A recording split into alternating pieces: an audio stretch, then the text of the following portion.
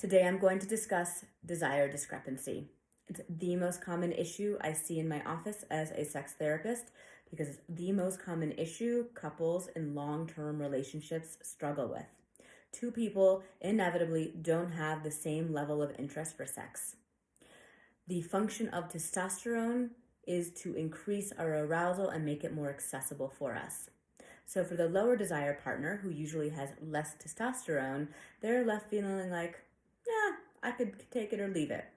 Hence, we have our conflict. So how do we get on the same page to navigate this discrepancy when one person wants more sex than the other?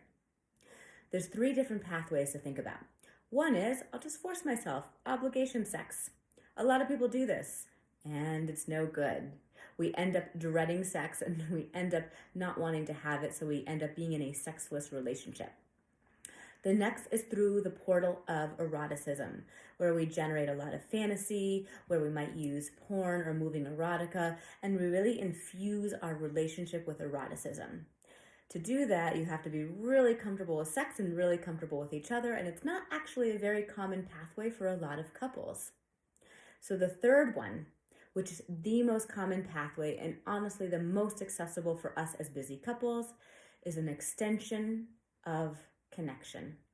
Basically feeling emotionally connected to your partner and saying, we're going to prioritize this, we're going to crawl into bed, we're going to take off our clothes, we're going to be skin to skin, and we might not be enthusiastic about sex when we're crawling into bed, but after a while, because we like each other as humans, and because our skin is touching, and because we're smelling each other, and because we're there, guess what wakes up? Our arousal. So, think about sex through the portal of connection, crawl into bed, take off your clothes, and just make a date to do that once a week and see what happens. More on this later.